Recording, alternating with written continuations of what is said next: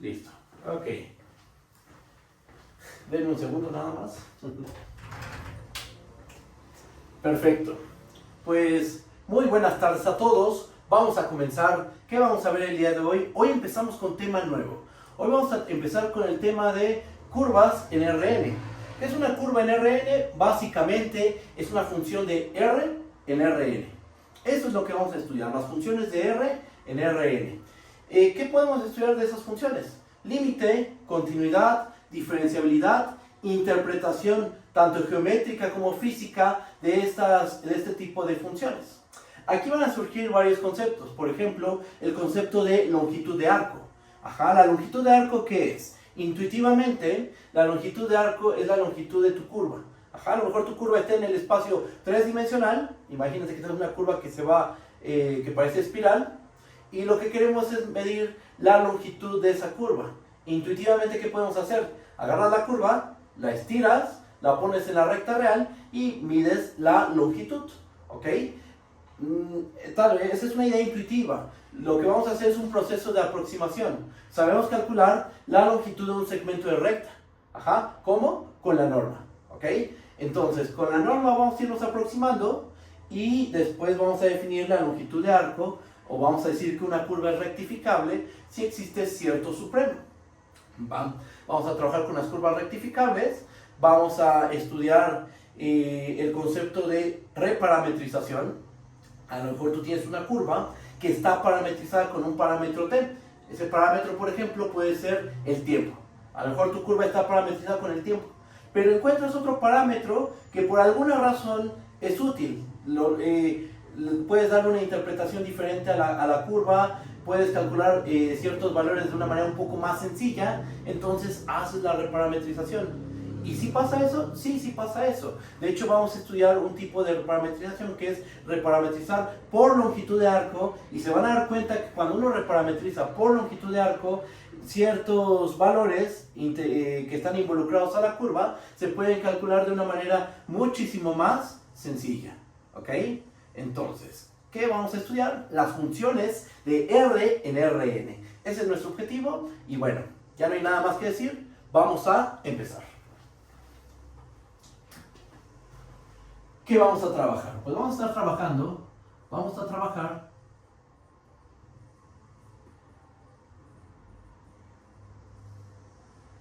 con las funciones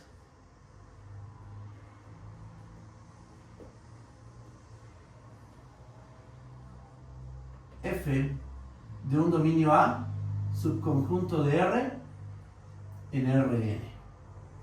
Ok. Vamos a trabajar con funciones de R en Rn. ¿Dónde está su gráfica? Porque, por ejemplo, con las funciones de R en R, ¿qué es lo que uno visualiza? Uno normalmente lo que visualiza con las funciones de R en R es su gráfica. Y se fija la gráfica donde alcanza su valor máximo, su valor mínimo, si es una gráfica que crece, si decrece, ¿dónde vive la gráfica de la función? La gráfica de la función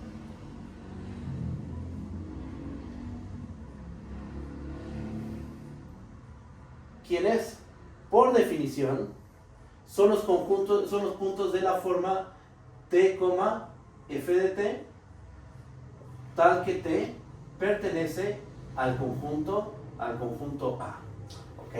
Entonces, cuando uno ve la descripción de la gráfica, se da cuenta de que la gráfica de f se encuentra en la primer componente. ¿Dónde vive? La primer componente se encuentra en R, en A, y A es un subconjunto de R. Entonces, la primera componente está en R. Pero ¿qué pasa con la segunda componente? F de t es un vector en Rn.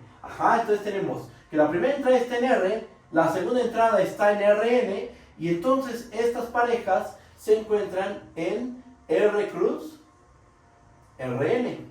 O dicho de otra forma, se encuentran en Rn más 1.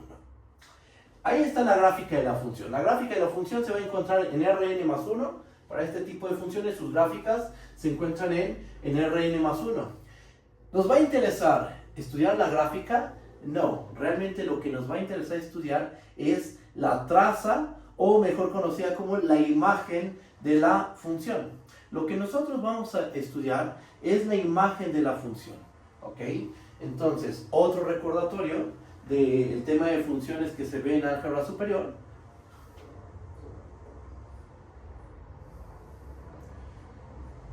¿Cuál es la imagen de f?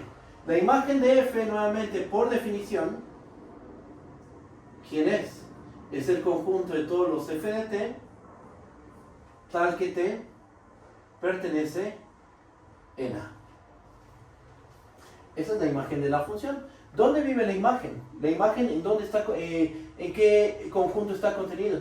Está contenido en Rn. Ajá, porque esta función es una función que toma valores en Rn y su dominio está en R. Entonces los f de t son elementos de Rn. Es decir, este conjunto se queda contenido en Rn.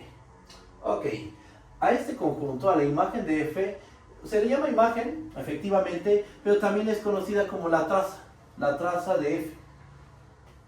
Entonces también se lee como la traza de f. En el contexto de curvas, o sea, de funciones de R en Rn, a la imagen se le conoce como la traza de la función o la traza de la curva. ¿Ok? ¿Qué más? Ya tenemos la gráfica donde se encuentra, ya tenemos la imagen de la función o la traza, y lo que nos va a interesar es precisamente la traza. Pero bueno, aquí hemos escrito puras cosas meramente conjuntistas. ¿Cómo podemos visualizar todo esto? A ver, tenemos lo siguiente. Vamos a dibujar a la recta real. Y de este lado, pensemos que estamos en dimensión 2, que nuestra n es igual a 2. ¿Ok? Entonces, aquí no vamos a visualizar la gráfica de la función, como les acabo de comentar. Lo que nos interesa es estudiar la imagen, ¿va? Entonces, aquí tenemos el dominio. Vamos a pensar que nuestro dominio de la función f es todo esto. Este es nuestro conjunto A. Muy bien. Y vamos a pensar que, no sé, que a lo mejor nuestro parámetro t, esta t, representa el tiempo, por ejemplo. Entonces, nos vamos moviendo a través del tiempo. Ahí va el parámetro, el tiempo. Nuestro parámetro t aquí está. Y lo que queremos ver es cómo visualizar la imagen. La imagen pues va a resultar ser intuitivamente una curva.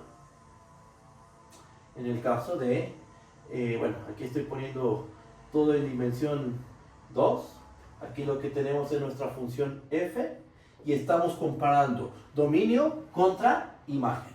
Dominio versus codominio.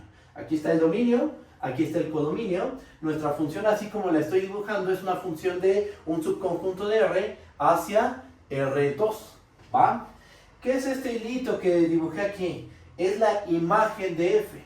Ajá. No sé, por ejemplo, si este punto es A y este punto es B, vamos a cerrar nuestro conjunto A. Vamos a pensar que es un intervalo cerrado. Podemos pensar que aquí está gamma de A. F de A, perdón. F de A. Aquí tenemos a F de B. Y entonces, ¿cómo va el recorrido? Si nos estamos moviendo del punto A al punto B,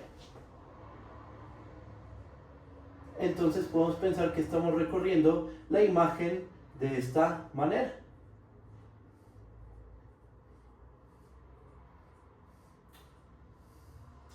Podríamos quedarnos con esta interpretación geométrica o introducir o dar una interpretación física.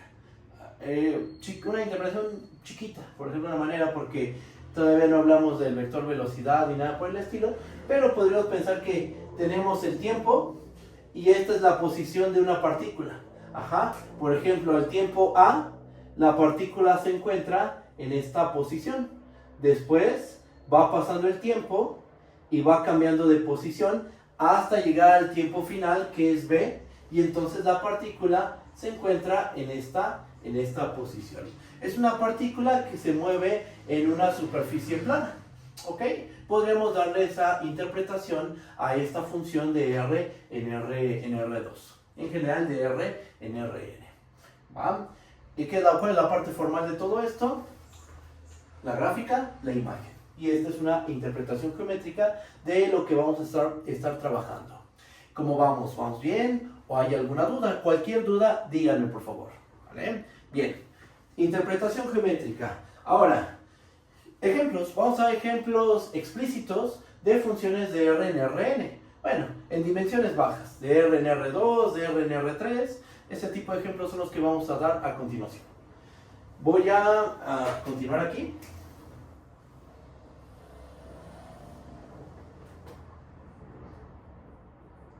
Ejemplo 1. Vamos a tomarnos la siguiente función.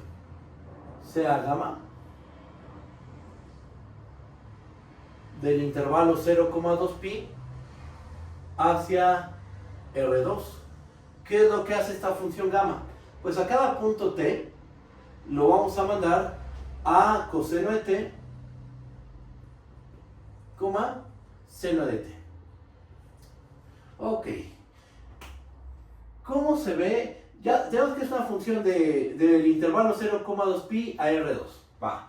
Pero, ¿cómo se ve la traza? Eso es algo que nos vamos a preguntar con bastante frecuencia. Damos una función de R en Rn y algo que nos va a interesar es cuál es su traza, cuál es su imagen, cómo la podemos visualizar. ¿Ok? Entonces, nos hacemos esa pregunta.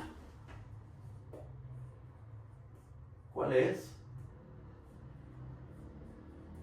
la traza de F? Bien. ¿Nosotros qué sabemos? Nosotros sabemos que, vamos a responder la pregunta, como coseno al cuadrado de t más seno al cuadrado de t es igual a 1 para cada t en R, entonces, ¿qué podemos decir de estas parejas? De las parejas coseno de t, seno de t, con t moviéndose en el 0,2 pi. Que coseno y seno satisfagan esta ecuación, ¿qué significa desde un punto de vista geométrico? Que la pareja coseno de t, seno de t se encuentra en una circunferencia de radio 1 centrada en el origen. Entonces, ¿cuál es la traza de esta función? La traza de gamma, pues la traza de gamma va a ser una circunferencia. Aquí tenemos al puntito coseno de t, seno de t, y tenemos el parámetro donde lo podemos visualizar, porque también algo importante es, ok, el parámetro ¿quién es? El parámetro es el punto del dominio. ¿El parámetro dónde se mueve?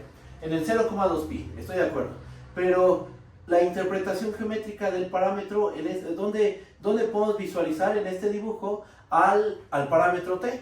El parámetro t, la t se mueve a 0,2 pi, el parámetro t viene a ser esta longitud, la longitud de este arco. ¿Ok? Por ejemplo, cuando te encuentras aquí, en este punto, ¿qué longitud hay desde este punto, del punto inicial, que es este es gamma de 0, hasta gamma de pi? Pues justo hay una longitud, aquí tenemos una longitud de pi. Este arco tiene longitud pi. Seguimos avanzando por esta circunferencia hasta llegar a longitud 2pi. ¿Ok? El recorrido que seguimos en esta curva es como indican las flechitas. Nos vamos moviendo en el intervalo 0,2 pi, del 0 a 2 pi. Empezamos en este punto y vamos recorriendo la curva en el sentido contrario a las manecillas del reloj. Así es como se recorre la circunferencia.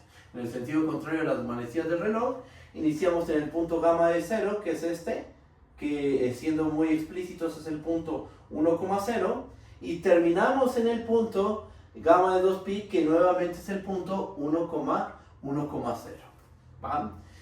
El parámetro, ¿cómo se visualiza? El parámetro, o sea, si tomamos un puntito t entre 0 y 2 pi, ¿dónde podemos visualizar el parámetro? El parámetro t es la longitud de este pedazo de arco de circunferencia. Esa es la interpretación del parámetro. ¿Hay otras formas de parametrizar a una circunferencia? Claro que sí, pero después vamos a ver eso. Ahorita estamos dando un ejemplo de una función de R en R2. ¿Va? Ya visualizamos la traza, efectivamente, interpretamos, estamos viendo dónde se encuentra el parámetro visualmente también, y bueno, pues nuestro primer ejemplo, aquí está, una circunferencia. ¿La traza qué es? Es una circunferencia. ¿Cómo vamos? ¿Vamos bien? ¿O hay alguna duda? Ustedes digan, si hay alguna duda, la podemos resolver. Voy a borrar esta parte del pizarrón.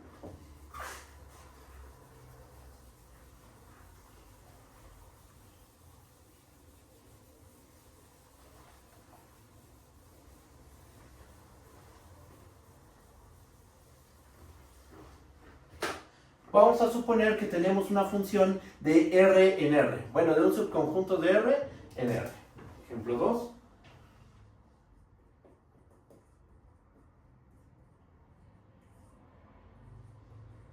CF, una función de un conjunto A, subconjunto de R en R.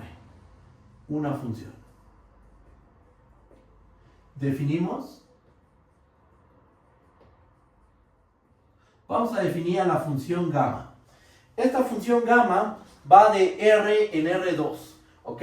Y está estrechamente relacionada con la función f. ¿Cómo la vamos a definir? El dominio va a ser el mismo dominio que el de la función f. Va a ser el conjunto A, va a R2, y lo que va a hacer esta función es que a cada punto t lo vamos a mandar al punto t, f de t. Ok, entonces, a partir de la función f de R en R, estamos construyendo una función de R en R2. ¿Qué regla de correspondencia tiene? A cada punto t lo estamos mandando a t, f de t. ¿Cómo visualizamos esto? ¿Cuál es la interpretación geométrica de esta función? Bueno, pues va la interpretación.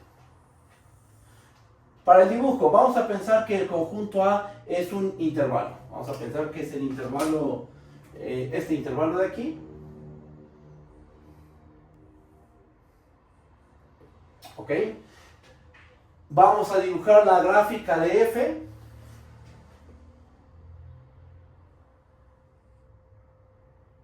Aquí están los puntos de la gráfica.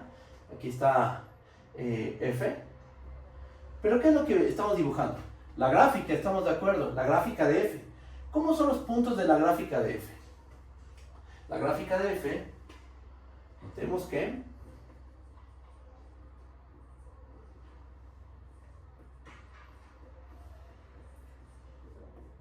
por definición, la gráfica de F, que es igual al conjunto de puntos, ahí. Es el conjunto de puntos de la forma t, f de t, tal que t pertenece en el conjunto A. Miren de qué forma son. Son de la forma t, f de t con t en A. ¿Cómo son los puntos de gamma de t? Pues son de la forma t, f de t. Es decir, teniendo en cuenta que la función gamma la estamos definiendo como gamma de t igual a t, f de t, y que así son los puntos de la gráfica de la función, ¿qué podemos decir aquí? Lo que vamos a tener es que esto es igual al conjunto de todos los gamma de t, tal que t pertenece en A. Es decir, la traza o la imagen de gamma viene a ser la gráfica de la función f. ¿Ok? Entonces, a partir de una función de R en R, tú puedes construir una función de R en R2, cuya traza o imagen es la gráfica de la función f. Aquí esto lo estamos viendo como si estuviéramos en cálculo 1, pero con esta construcción estamos obteniendo una función de R en R2. Voy a dibujar aquí el conjunto A.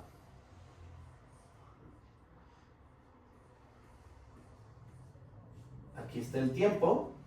Este conjunto A es el mismo que está aquí. Ajá. ¿Y qué es lo que estamos haciendo? Nos estamos moviendo a lo largo. La gamma, ¿qué es lo que hace? Su traza es la gráfica de f, y nos vamos recorriéndola de esta manera. Vamos de este punto, de este puntito de aquí, hasta este punto. Pensamos que A es un intervalo cerrado. ¿Ok? Entonces, este es el punto A, este es el punto B.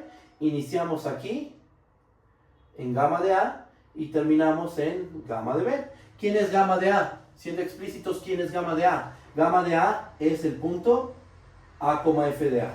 ¿Estamos de acuerdo? ¿Y quién es gamma de B? Gamma de B es el punto B, F de B. Y un punto en general de gamma de T, ¿cómo es? Un punto un gamma de T, ¿a qué es igual? Es un punto de la gráfica que se ve de la forma T, F de T. ¿Ok? Entonces aquí tenemos otro ejemplo. A partir de una función de R en R, podemos construir una función de R en R2, una curva, cuya traza es la gráfica de F. ¿Cómo vamos? ¿Vamos bien? ¿O hay alguna duda? Bueno, ustedes me dicen.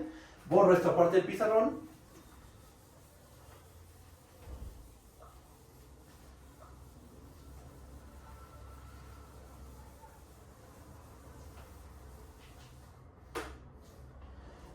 ¿Y qué más? ¿Qué más podemos hacer con estas funciones? Porque podríamos seguir dando ejemplos, ¿no? Una elipse, por ejemplo, una parábola, podríamos parametrizarla, etc. Pero, ¿qué nos va a interesar? Aparte de dar muchos ejemplos de funciones de R en Rn, algo que nos va a interesar de estas funciones es ver su comportamiento límite. O sea, así como para las funciones de R en R tenemos el concepto de límite, nos gustaría extender ese concepto a funciones de R en Rn. ¿Qué significa? Que el límite cuando t tiende a t0 de gamma de t es igual a el vector L. Queremos formalizar el concepto de límite para funciones de R en Rn. Ok, entonces lo que sigue es dar la definición de lo que es el límite para este tipo de funciones. Bien, bueno, pues no digo más, voy a dar la definición de lo que es el límite.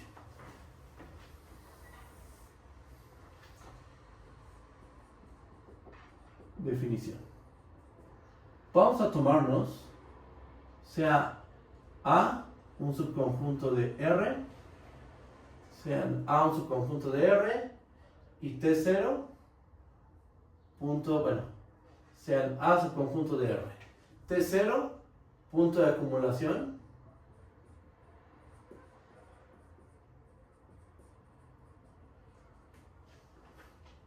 de A. Y F, una función en dominio A subconjunto de R en Rn. Mejor vamos a llamarle gamma a esta función F.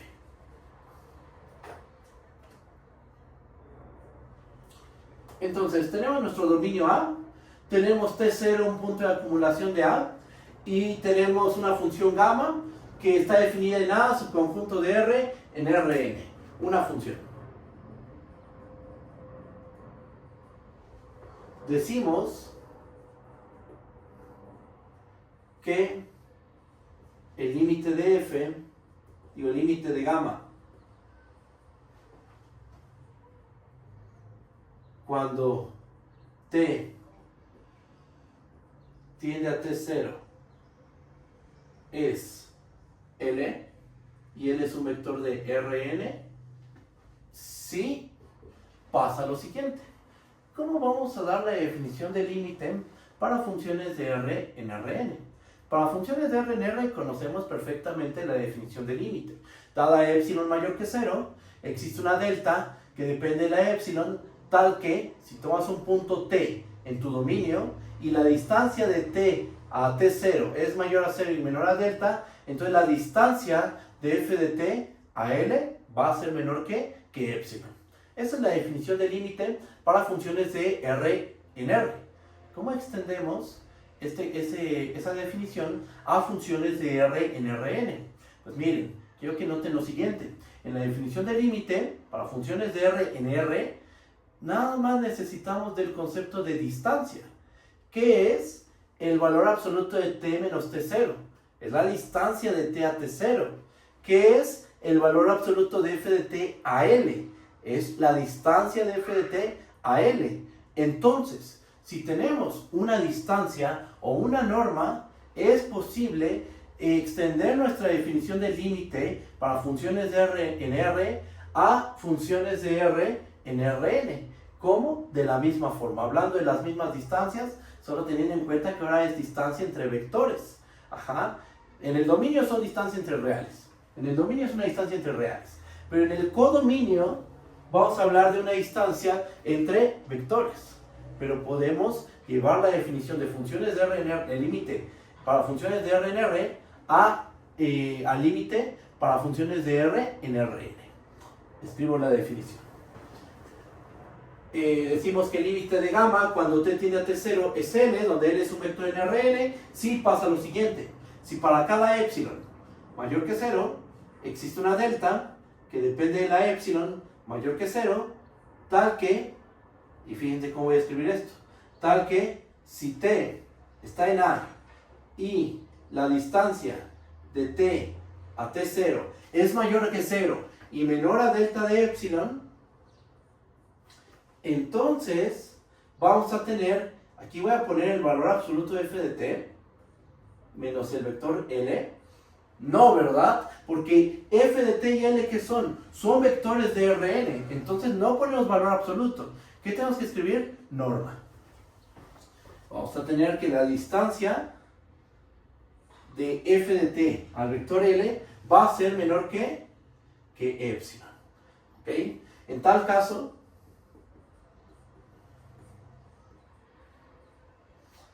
L lo vamos a denotar de la siguiente manera. Como el límite cuando t tiende a t0 de gamma, perdón, aquí no es f, ¿verdad? Es gamma y aquí también va a ser gamma de t. Sí, está bien. Esa es la definición de límite para funciones de R en Rn. ¿En qué cambió? ¿Cuál es la diferencia con la definición de límite para funciones de R en R? Que en lugar de trabajar con el valor absoluto, ahora estamos trabajando con la norma en el codominio. Ajá, hay que darnos cuenta ahora cuál es el codominio. El codominio es Rn. Ajá, entonces se usa norma. Si estuviéramos trabajando en n igual a 1, bueno, en ese caso podemos poner valor absoluto en el codominio, valor absoluto en el dominio, pero en ese caso estarías trabajando con una función de RNR, las cuales ya estudiamos, bueno, ya el tema del límite se estudió de manera muy completa en el curso de cálculo en una sola variable, ¿ok? Y bueno, interpretación geométrica. ¿Esto cómo se interpreta de manera geométrica? Vamos a hacer un dibujo. Voy a borrar esta parte del pizarrón y vamos a dar la interpretación geométrica del límite.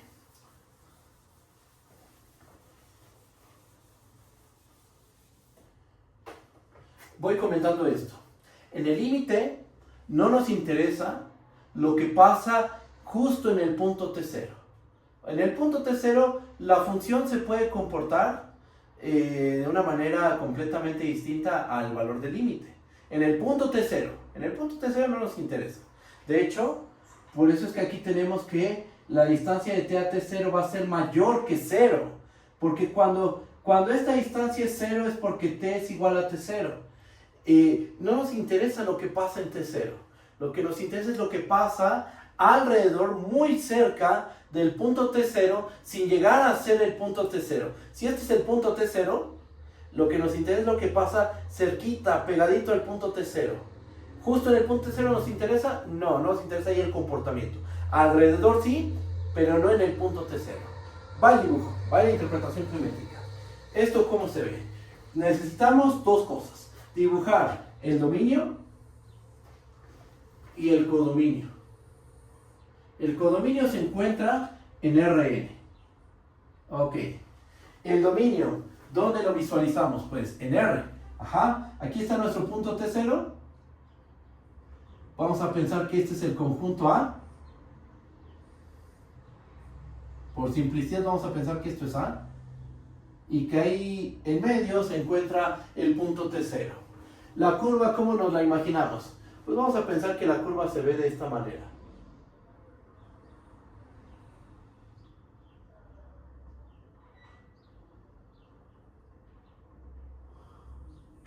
Ahí está. Bien. Vamos a pensar que la recorremos de esta forma.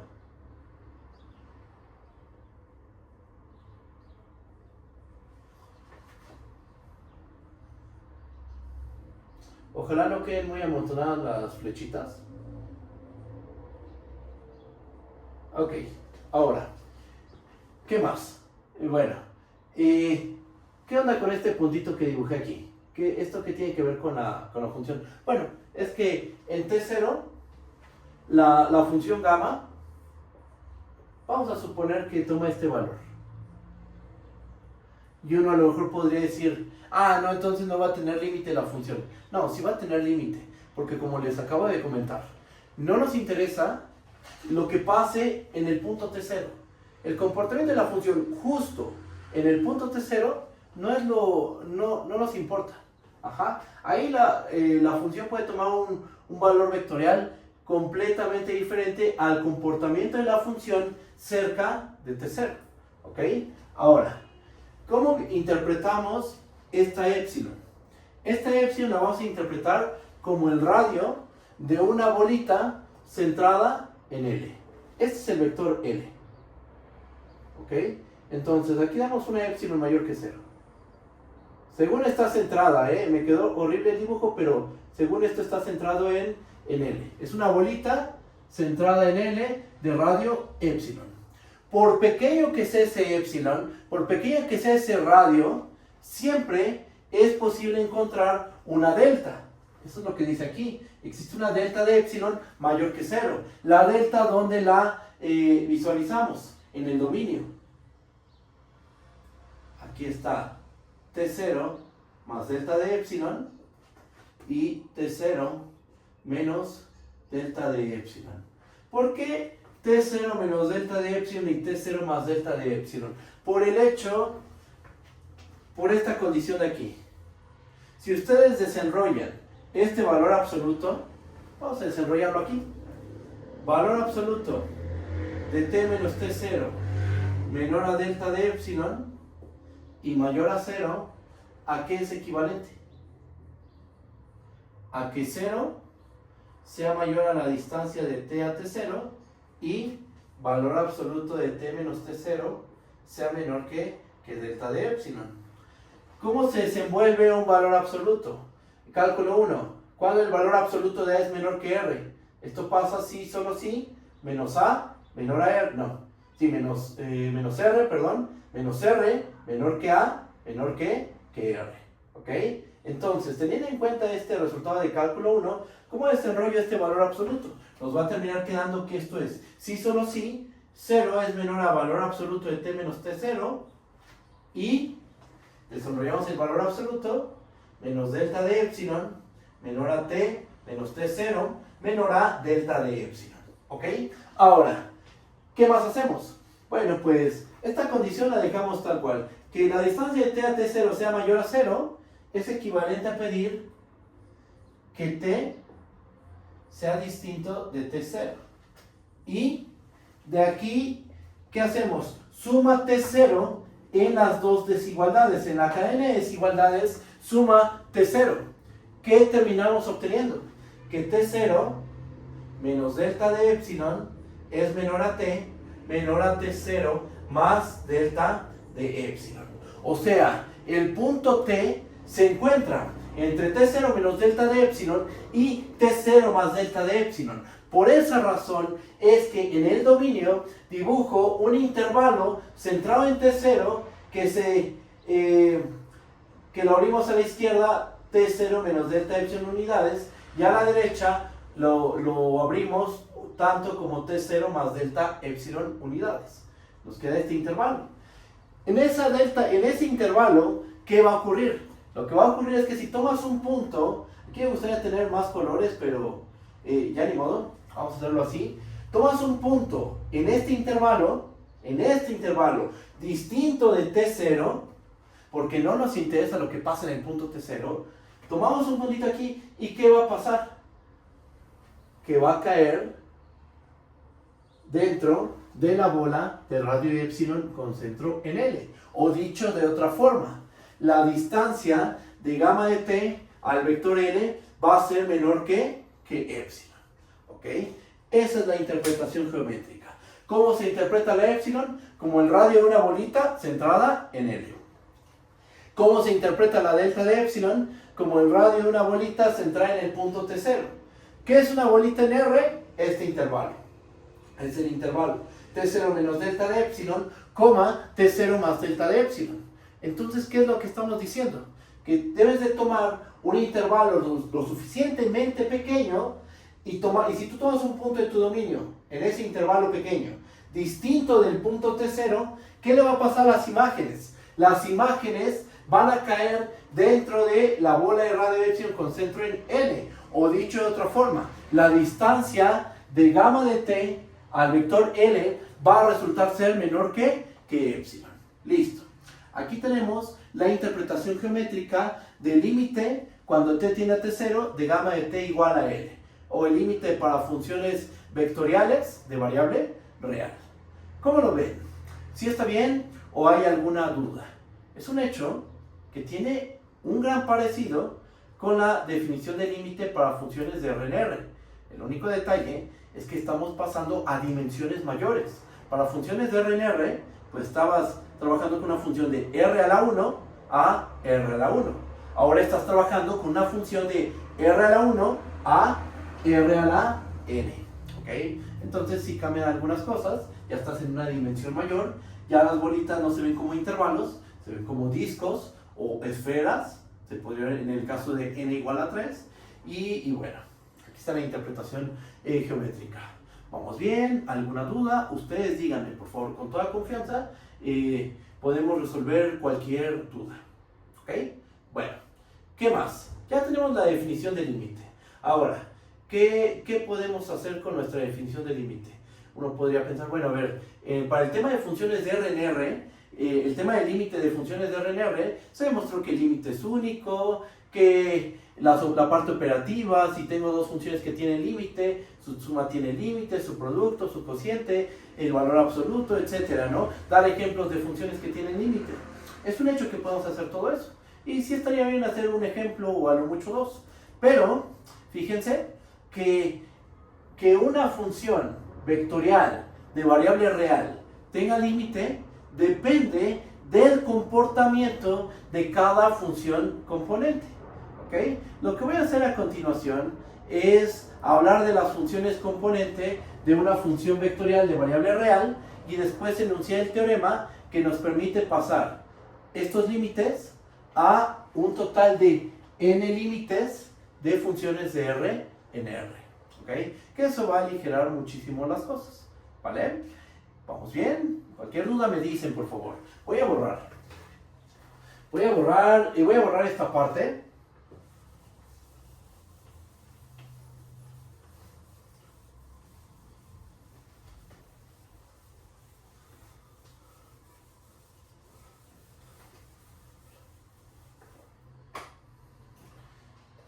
Bien. Entonces, vamos a hacer una observación. Supongamos que gamma es una función de un dominio A subconjunto de R en Rn. Entonces, gamma tiene un total de n funciones componente. N funciones componentes. Es decir, gamma, y esto siempre, con cualquier función de R en Rn, siempre podemos ver a gamma, una función gamma de R en Rn, siempre se puede ver de esta manera. Gamma la vamos a poder ver como gamma 1, gamma 2, gamma 3, así hasta gamma n. Con gamma i, una función de un dominio A subconjunto de R en R. Es decir, una función vectorial de variable real, o bueno, una función de R en Rn, está compuesta por un total de n funciones de R en R ordenadas. Aquí está la primera función de R en R, la segunda función de R en R, la tercera, la cuarta, hasta llegar a la enésima función de R en R. La gama está conformada por estas n funciones. ¿Ok? Vamos a hacer un ejemplo. Borro esta parte del pizarrón.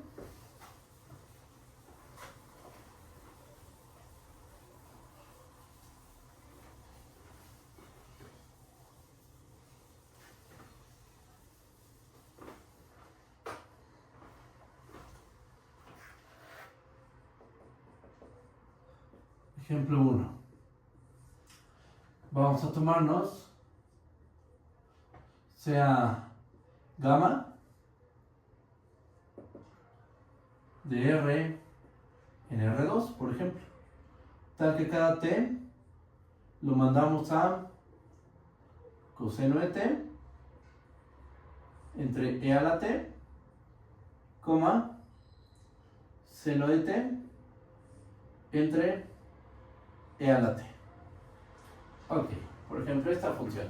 Ahorita no nos va a interesar, en este ejemplo, visualizar la traza. La traza es una espiral. A lo mejor en la siguiente sesión, dibujamos la traza de esa función de R en R2.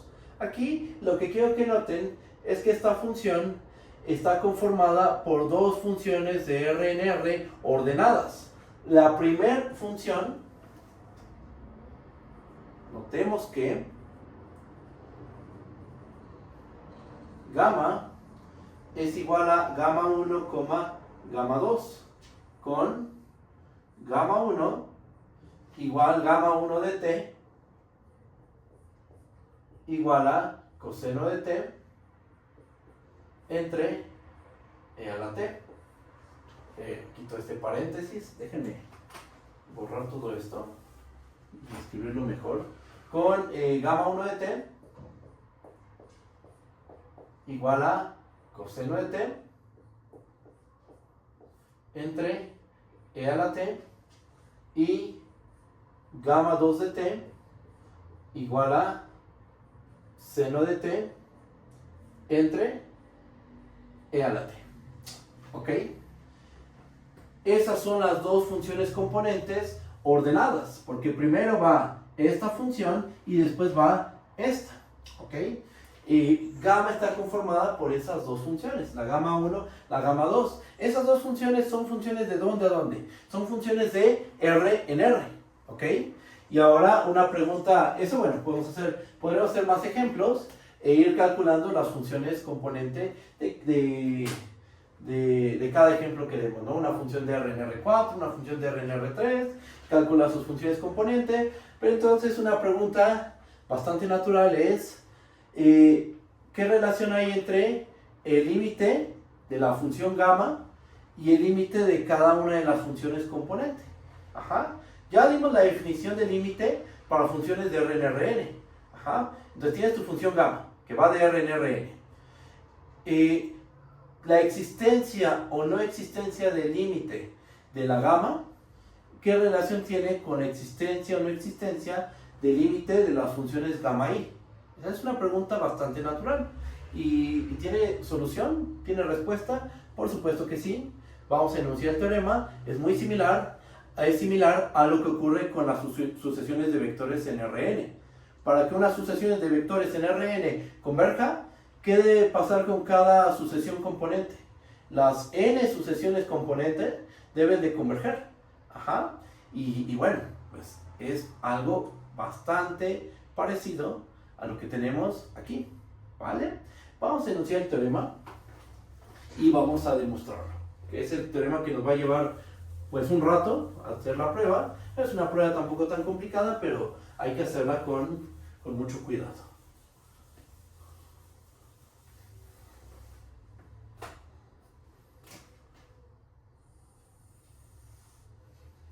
Teorema. Vamos a enunciar todo con lujo de detalle. Vamos a tomarnos, sea A un subconjunto de R. Sean A un subconjunto de R, T0, punto de acumulación de A.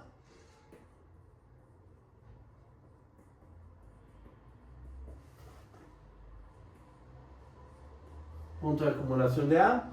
Y F, una función de un dominio A subconjunto de gamma, vamos a ponerle gamma, y gamma, una función dominio A, subconjunto de R en Rn, una función.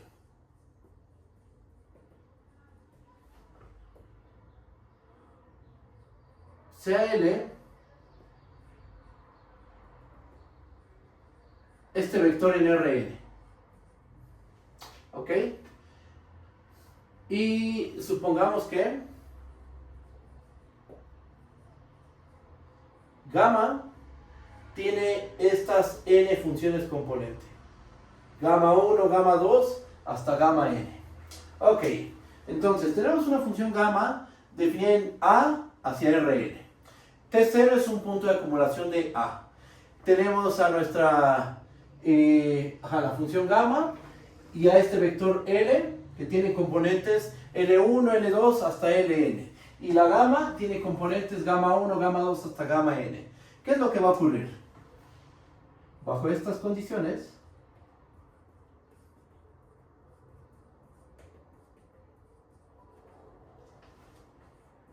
se tiene que...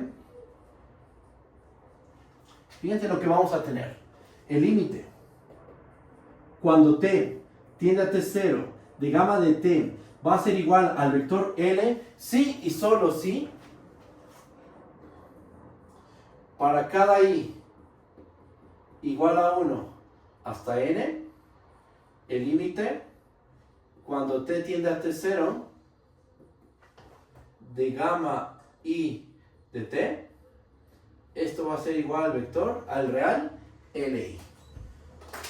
Y ahí está. Ahí tenemos nuestro teorema. ¿Clave? Sí, clave si queremos simplificar las cosas. Ajá. Tienes una función vectorial. Aquí le puse R, pero es Rn.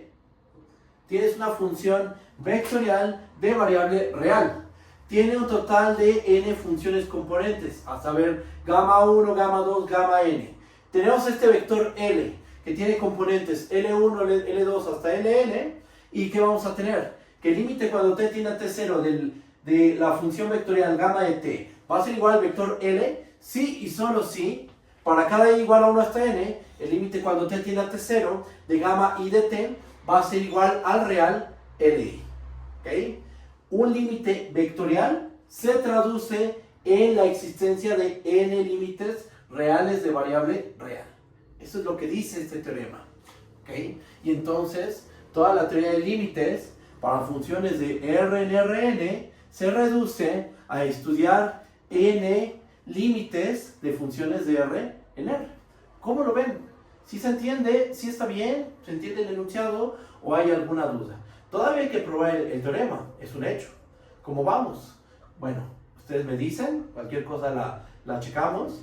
Escucho que suena creo que están mandando mensajitos. No los puedo visualizar, ese es el problema. Ahorita no los puedo visualizar, pero a ver, déjenme ver qué están escribiendo.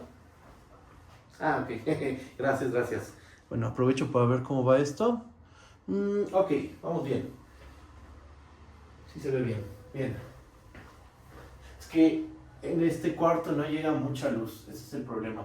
Pero creo que todavía se alcanza a ver bien, ¿verdad? Sí, si no se alcanza a ver, díganme para buscar algo, a lo mejor con una lámpara o algo para que se vea más luz y alcancen a ver todo lo que se está escribiendo. Según yo ahorita me fijé y se ve bastante bien todo, se ve bien según yo, pero si no se ve bien lo que escribo, si no se ve claro porque ya hace falta luz, díganme para la siguiente sesión resolver ese problema, ¿vale? Bueno, ¿qué es lo que sigue? Lo que sigue es hacer la prueba de este teorema. Vamos a hacer la demostración. Borro esta parte del pizarrón.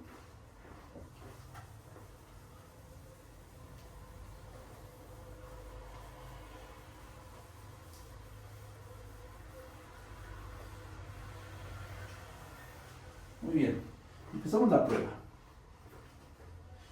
Es un sí, solo sí, estamos de acuerdo, entonces hay que probar ida y regreso. Eso es lo que tenemos que hacer. Vamos a empezar con la ida. Vamos a suponer que el límite cuando t tiende a 0 de la función vectorial gamma de t es igual al vector L. ¿Y qué es lo que vamos a demostrar? Que cada uno de estos límites reales existe y vale Li, como se indica aquí. ¿Va? Empezamos la demostración.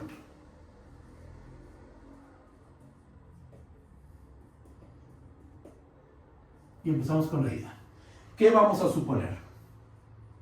Supongamos que el límite, cuando t tiende a t0, de gamma de t es igual al vector L.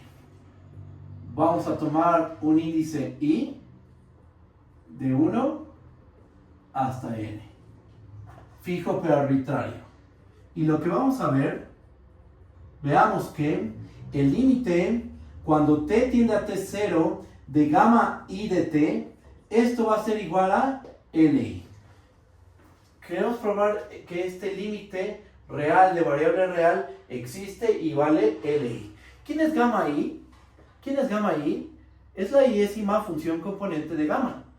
Estamos tomándola de forma arbitraria, porque aquí la seleccionamos de forma arbitraria, ¿estamos de acuerdo? Bien, entonces vamos a probar esto. ¿Cómo probamos que existe un límite para funciones de RNR? Tomemos una epsilon mayor que 0. Sea epsilon mayor que 0. Muy bien. Por hipótesis, ¿qué sabemos? Por hipótesis, este límite existe y vale el vector L. Entonces, por hipótesis, existe delta que depende de la epsilon mayor que 0, tal que si 0 es menor al valor absoluto de t menos t0 menor a delta de epsilon y t es un punto del dominio, entonces, ¿qué va a ocurrir?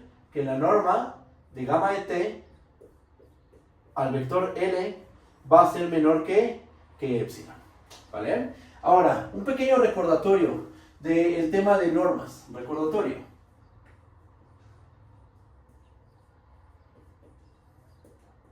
Recordatorio sobre normas. Que ya hice este recordatorio. Igual no hace mucha falta, pero digo, para que todo quede muy claro y no haya ninguna duda, hago nuevamente este recordatorio. Hice este recordatorio cuando estuvimos en el tema de sucesiones de vectores en Rn. Chequen.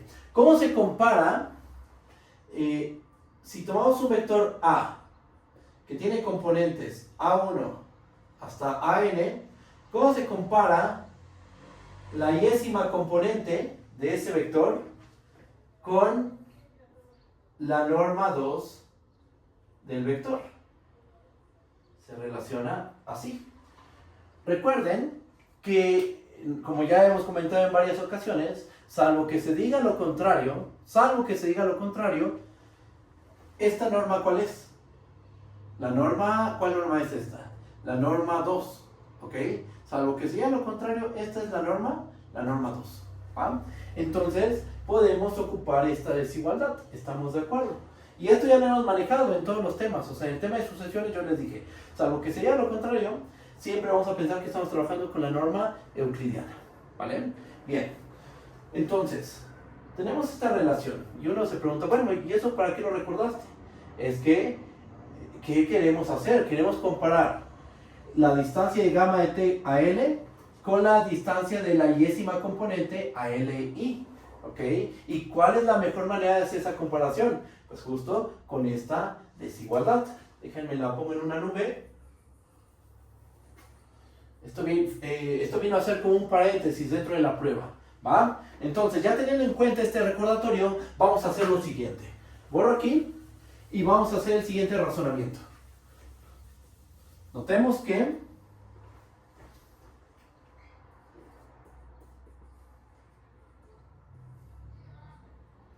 el valor absoluto de gamma I de t a L y cómo se compara con la norma de gamma de t a menos L. Así. ¿Por qué? Por el recordatorio.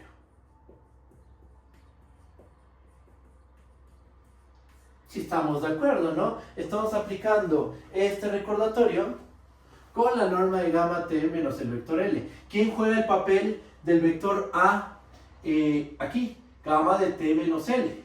¿Cuál es la iésima componente de gamma t menos el vector L? Pues justo gamma I de t menos Li. ¿Estamos de acuerdo? Y bueno, con esto ya prácticamente acabamos la prueba. Solo hay que escribir todo de forma correcta. Así las cosas,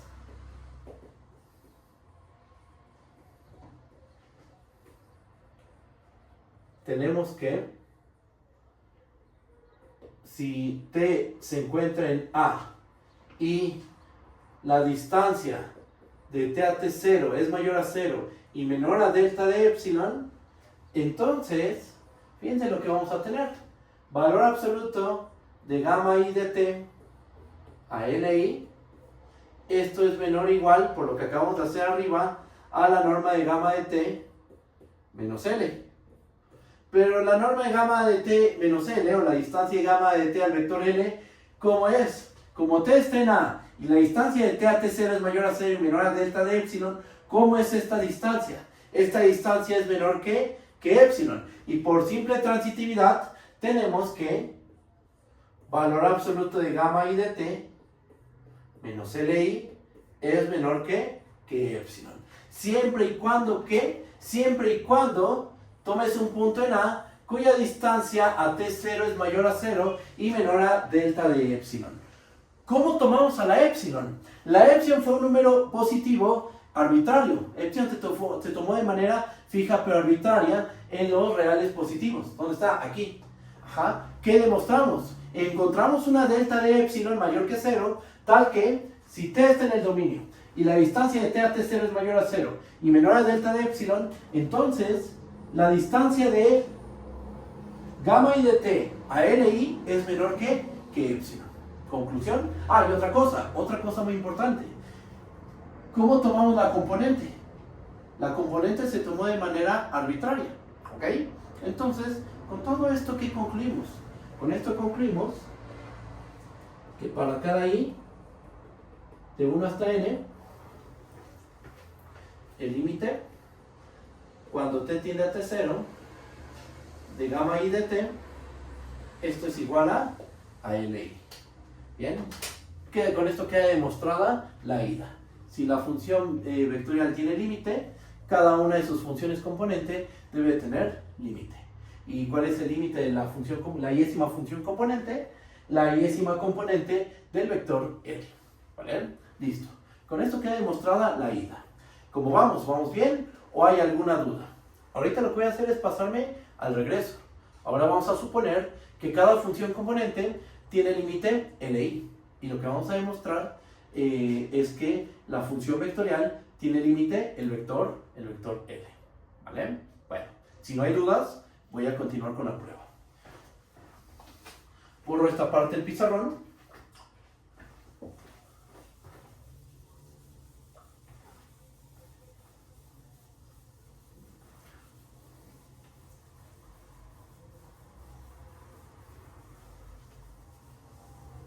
Vamos, listo. Bien. Vamos a hacer el regreso. ¿Qué vamos a suponer ahora? Supongamos que para cada i de 1 hasta n, el límite cuando t tiende a t0 de gamma i de t, esto es igual a li. ¿Qué es lo que queremos demostrar? Queremos demostrar que el límite cuando t tiende a t0 de la función vectorial gamma de t es igual al vector L. ¿Ok? Recuerden que el vector L tiene componentes, aquí lo pongo en un paréntesis. Recuerda que el vector L tiene componentes L1 hasta Ln. ¿Vale?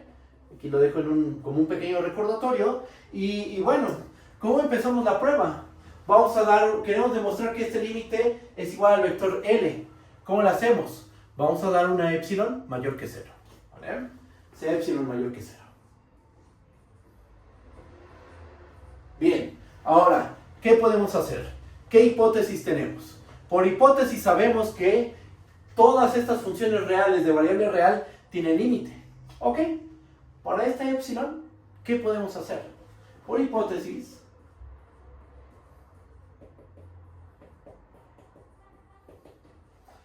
para cada i de 1 hasta n, ¿qué podemos asegurar que existe? Existe una delta i epsilon mayor que 0, tal que si t pertenece a i la distancia de t a t0 es mayor a 0 y menor a delta I de epsilon, entonces la distancia de gamma I de t a Li, vamos a hacerla pequeña, lo suficientemente pequeña para que la distancia de gamma de t al vector L sea menor que epsilon. ¿Cómo vamos a tomar esta distancia? Vamos a tomarla, si no me fallan las cuentas, si no ahorita corregimos, vamos a tomar esto menor que epsilon entre raíz de n, ¿ok? Según yo ese es el número que hay que tomar. Es un número, o sea, estamos acotando de forma conveniente. Eso es lo que estamos haciendo. Estamos acotando la distancia de gamma I de t a Li de manera conveniente. ¿Conveniente para qué? O sea, ok, esto lo estás acotando, efectivamente sí se puede porque las gamma I tienen límite Li, es un hecho, pero ¿a qué quieres llegar? Pues lo que queremos es demostrar que la distancia de gamma de t al vector L se puede hacer tan pequeña, esa distancia, como queramos. Menor que epsilon. Eso es lo que queremos, ¿va? Y según yo, si no me fallan las cuentas, así hay que tomar este valor. Bien, ahora aquí nos enfrentamos a un problema. Por cada función, o sea, para la gamma 1 tenemos una delta 1, tal que si t está en A, o sea, toma la función componente, la primera función componente. ¿Cómo le llamamos? Gamma 1. Gamma 1 tiene límite en el punto T0, sí. ¿Cuánto vale? L1. Ya que existe este epsilon, ¿qué sabes que existe? Existe una delta 1, tal que si t está en A y la distancia de t a t0 es mayor a 0 y menor a delta 1, sucede esto. Después te pasas con la gamma 2 y pasa lo mismo. Hay una delta 2, tal que si t está en A y la distancia de t a t0 es mayor a 0 y menor a delta 2, entonces esta distancia se hace menor que epsilon entre raíz de n. Y luego vas con gamma 3, gamma 4, gamma n. Por cada una de esas funciones, tú encuentras una delta 1, una delta 2, delta 3, delta n. Pero nos gustaría tener una delta en común. ¿Cómo logramos eso? ¿Cómo tomamos una misma condición, tal que si t está en A y la distancia de t a t0 es mayor a 0 y menor a esa condición, esa única condición, con esa condición podemos garantizar que todas estas distancias son menores a epsilon entre raíz de n para cada I de 1 hasta n. ¿Qué es lo que hay que hacer? Creo que ya muchos saben la respuesta. Hay que tomar el mínimo entre delta 1 de epsilon, delta 2 de epsilon y delta n de epsilon. ¿Ok? Vamos a hacer eso. Sea delta de epsilon igual al mínimo entre delta 1 de epsilon, delta 2 de epsilon, así hasta delta n de epsilon. Y aquí en un paréntesis, porque igual esto no lo pongo y no hay ningún problema, pero para que no haya ninguna duda. Nota que, ¿cómo se compara delta de epsilon con delta I de epsilon? Así, estamos de acuerdo, porque ¿cómo definimos a delta de epsilon? Como el mínimo, ¿ok? Entonces delta de epsilon va a ser menor o igual a delta I de epsilon para cada I de 1 hasta n. Bien, teniendo en cuenta esto, vamos a hacer el siguiente razonamiento. Borro aquí.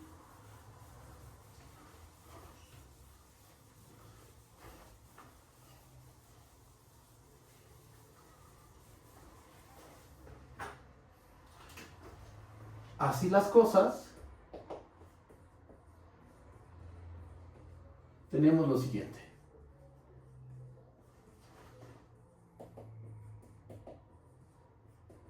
Fíjense, tomemos un punto T.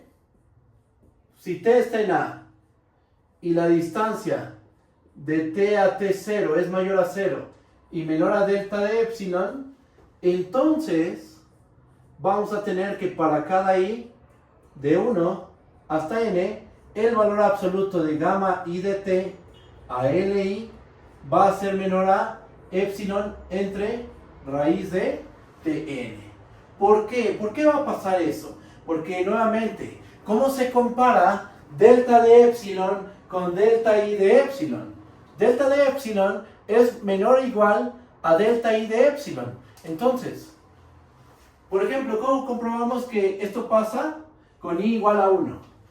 La distancia de t a t0 es mayor a 0 y menor a delta de epsilon. Ah, entonces es menor a delta 1 de epsilon. Y como la distancia de t a t0 es mayor a 0 y menor a delta 1 de epsilon, sabemos que cuando esta distancia es menor a delta 1 de epsilon, esta es menor a delta 1 de epsilon, ¿cómo es la distancia de gamma 1 de t a L1? Menor a epsilon entre raíz de n. Después pasamos con i igual a 2 y decimos, a ver, la distancia de t a t0 es mayor a 0 y menor a delta de epsilon. Pero delta de epsilon, ¿cómo es?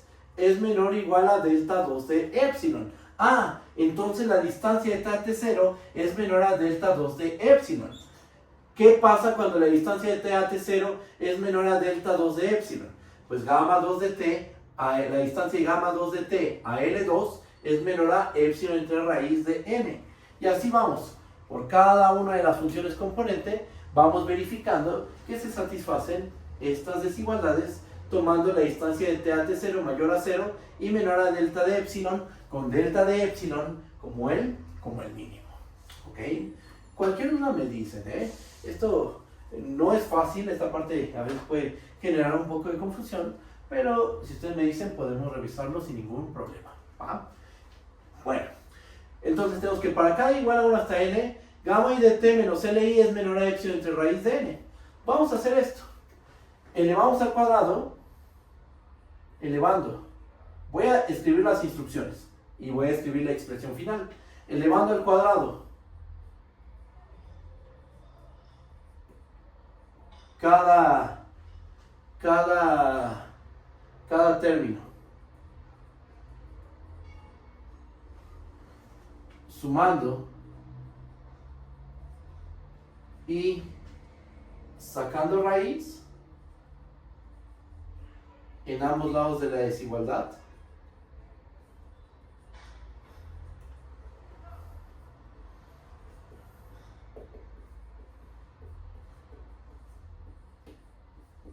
Se tiene que, fíjense, vamos a leer y vamos a ir haciendo las cosas.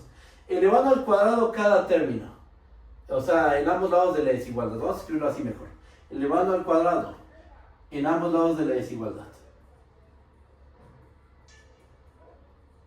De las desigualdades.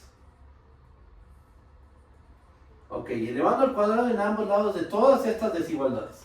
¿Qué nos va a terminar quedando? Gamma i de t menos li al cuadrado va a ser menor que epsilon al cuadrado entre raíz de n al cuadrado. ¿Cuánto es raíz de n al cuadrado? Eso va a ser igual a n, ¿estamos de acuerdo? Muy bien. Después, sumando. ¿Sumando qué? Sumando todas estas desigualdades. El lado izquierdo de las desigualdades lo sumamos. Lo que está del lado derecho lo sumamos. ¿Qué nos termina quedando? La suma desde i igual a 1 hasta n. Y aquí la suma desde i igual a 1 hasta n. Y después, ¿qué dice? Sacando raíz en ambos lados de la desigualdad. Ya es una desigualdad, es esta desigualdad. Entonces sacamos raíz y nos termina quedando esto. ¿Cómo lo ven? ¿Sí está bien? ¿O hay alguna duda? Seguimos las instrucciones que están marcadas aquí. Elevando al cuadrado en ambos lados de las desigualdades, de las n desigualdades. Sumando las n desigualdades y sacando raíz cuadrada en ambos lados de la desigualdad, nos termina quedando esto. Ajá. ¿Qué más? Borro esta parte y ya vamos a acabar la prueba. Ya estamos a punto de terminar esta demostración.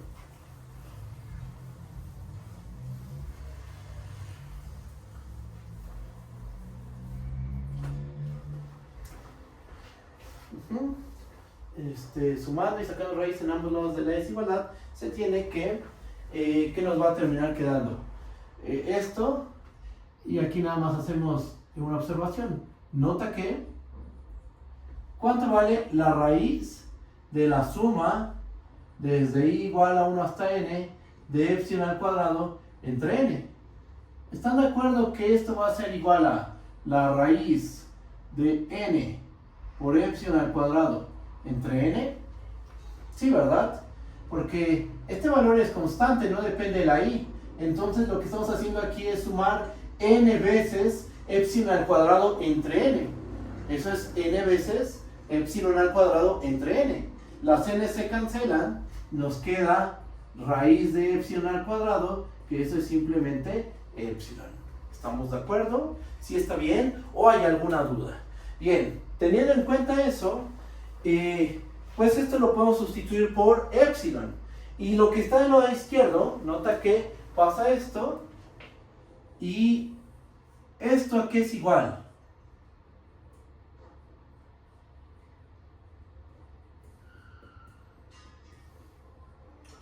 Cuando tú elevas un número al cuadrado, lo pongo en esta nube. Cuando tú elevas un número al cuadrado con valor absoluto, o sin valor absoluto, o con un menos, tienen los mismos valores. Valor absoluto al cuadrado es lo mismo que al cuadrado y es lo mismo que menos a al cuadrado. ¿Ok? Entonces, si yo le quito este valor absoluto, sigo teniendo el mismo valor. Esto va a ser igual a la raíz de la suma desde i igual a 1 hasta n de gamma i de t menos li al cuadrado. Pero esto último es la norma de gamma de t, la norma de gamma de t menos l. Bien. ¿Y entonces qué tenemos con todo esto? Nota que pasa esto, punto 1, punto 2, por lo cual la norma de gamma de t menos el vector L es menor que ¿quién? Que epsilon. Porque la norma de gamma de t menos L es el lado izquierdo de esta desigualdad. Y epsilon es el lado derecho de esta desigualdad. ¿Ok? Entonces tenemos que la norma de gamma de t menos L es menor que epsilon siempre y cuando ¿qué? Siempre y cuando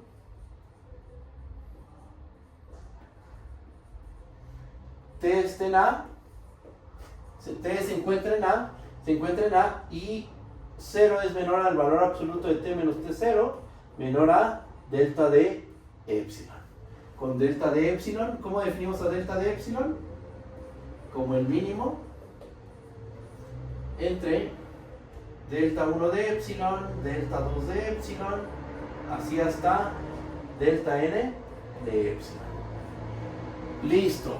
Con esto ya acabamos la demostración. Ya demostramos que si cada función componente tiene límite y su límite es li, entonces la función vectorial tiene límite L. Es lo que acabamos de probar. Empezamos dando, bueno, aquí ya borré la primera parte de la prueba, pero empezamos dando una epsilon mayor que 0. ¿Y qué demostramos? Que existe una delta, que es esta, tal que si t está en A y la distancia de t a t0 es mayor a 0 y menor a delta de epsilon, entonces la distancia de gamma de t a L va a ser menor que epsilon. La epsilon fue arbitraria y aquí ya podemos escribir. Por lo tanto, el límite cuando t tiende a t0 de gamma de t va a ser igual a el vector L. Y ahí termina la demostración. ¿Cómo lo ven? ¿Sí está bien o hay alguna duda? Ustedes díganme. ¿Vamos bien? Vale. Ah, te escucho.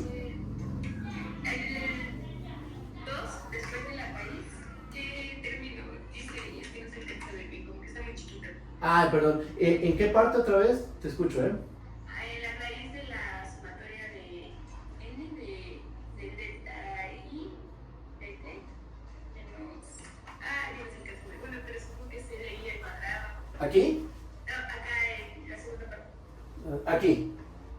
Ah, perdón, sí, aquí quedó muy chiquito, disculpa. Es la suma desde i igual a 1 hasta n de gamma i de t menos li y todo al cuadrado. O sea, toda esta diferencia elevada al cuadrado.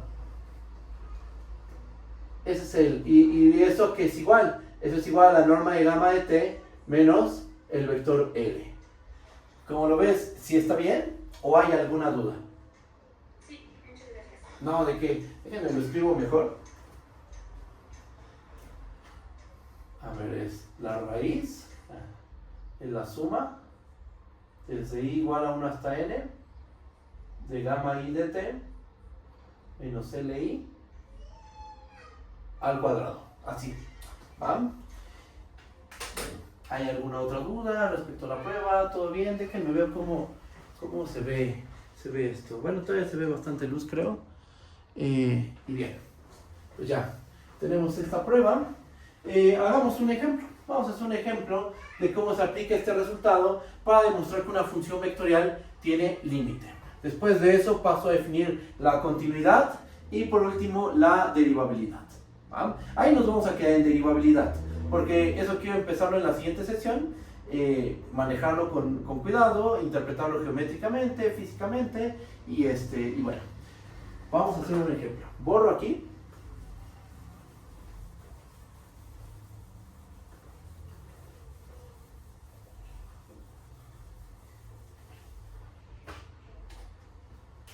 Un ejemplo.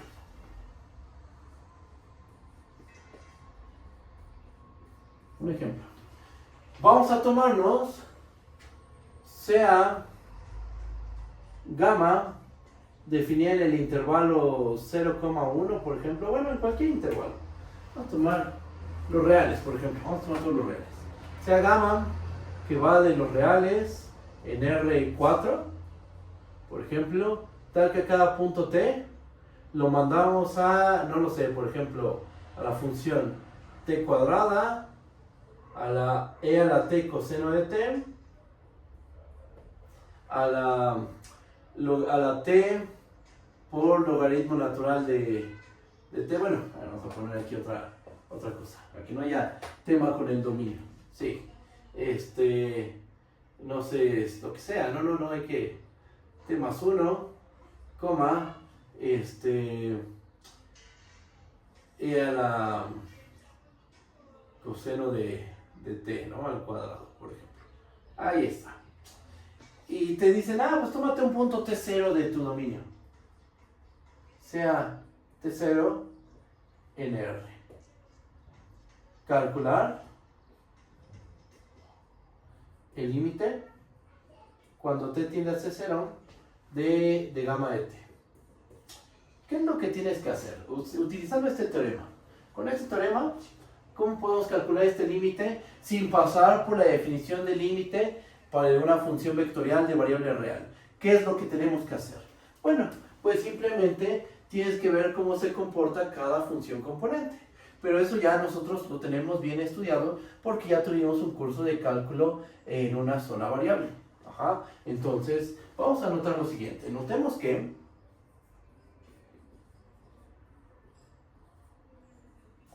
¿cuánto vale el límite cuando t tiende a t0 de t al cuadrado? Es t0 al cuadrado. ¿Cuánto vale el límite cuando t tiende a t0 de e a la t coseno de t?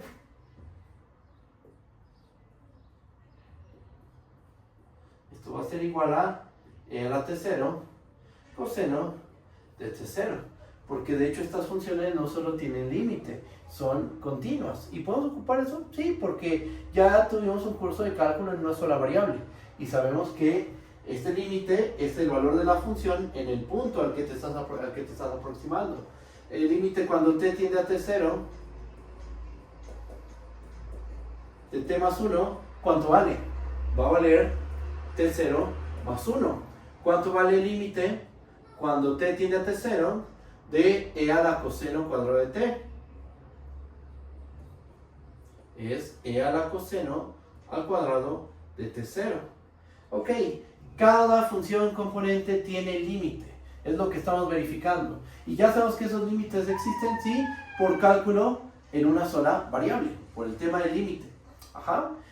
Bueno, también cálculo integral, porque la función exponencial, por ejemplo, ¿en qué punto de la teoría del cálculo en una sola variable se define? ¿En el cálculo diferencial o hasta el cálculo integral? En el cálculo integral, normalmente es cuando se define la función exponencial, la función coseno.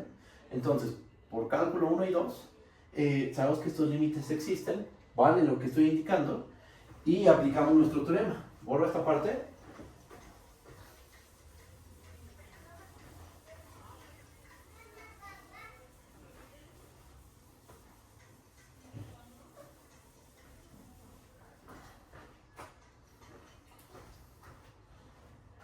por el teorema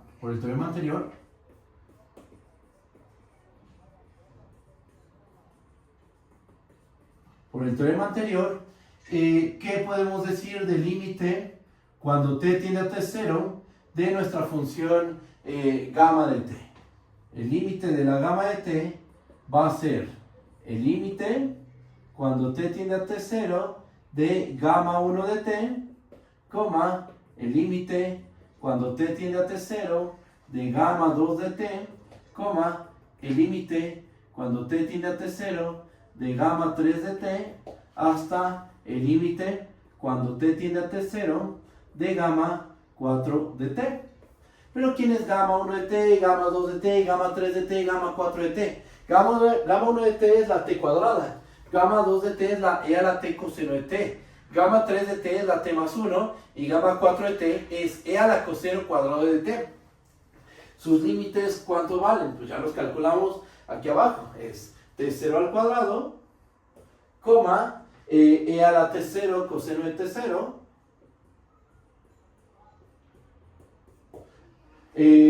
es t0 más 1,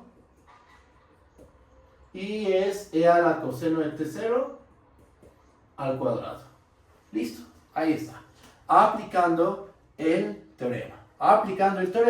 Esto es lo que podemos hacer.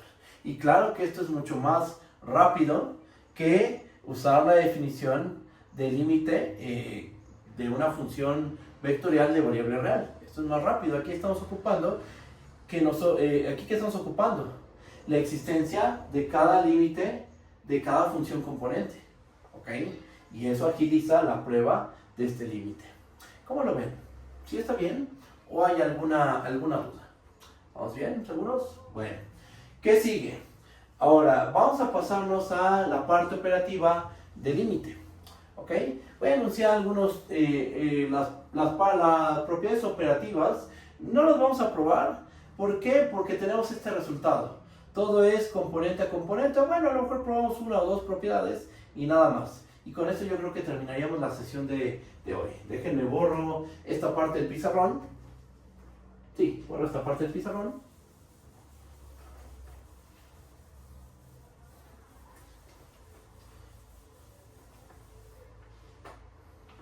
Déjenme ver cómo vamos de tiempo. Ok, vamos a enunciar este teorema, que es la parte de propiedades operativas. Propiedades operativas del límite. ¿Ok? Bien.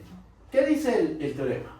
Vamos a tomarnos, sean gamma 1 y gamma 2, dos funciones de un dominio A, subconjunto de R en Rn. Funciones. Con T0 punto de acumulación de A. Muy bien.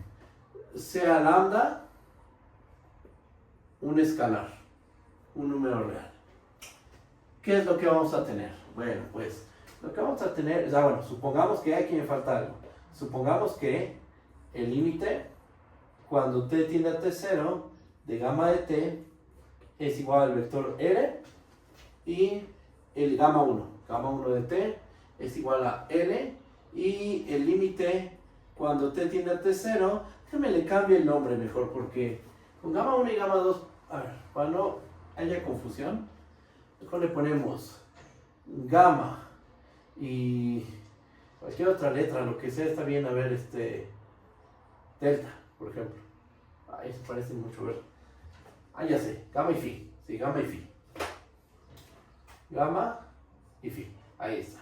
Entonces, tenemos que el límite cuando t tiende a t0 de gamma de t es L y el límite cuando t tiende a t0 de phi de t es el vector M. Ok, bajo esas condiciones, ¿qué podemos decir?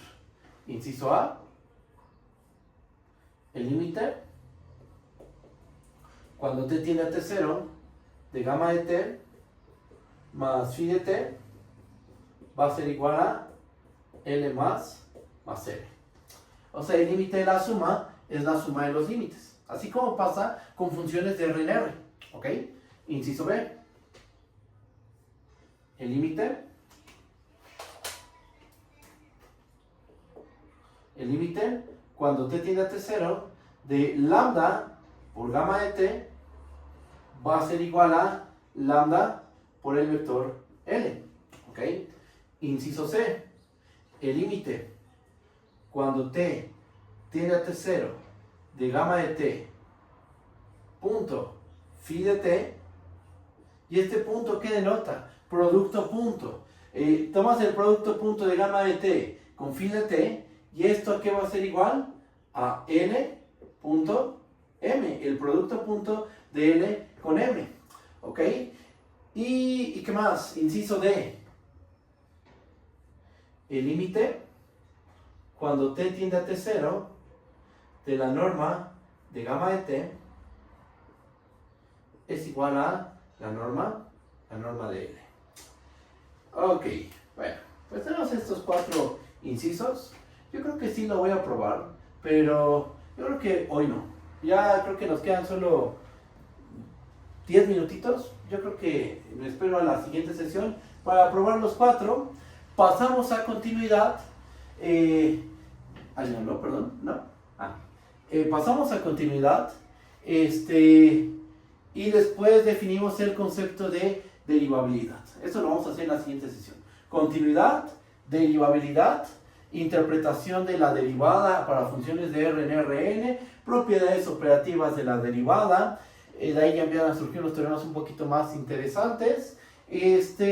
Más ejemplos, o sea, ya que tengamos toda esta herramienta, damos otro ejemplo de una o dos curvas más, dibujamos su traza. Por ejemplo, yo creo que voy a retomar el ejemplo de la espiral que les comenté hace rato.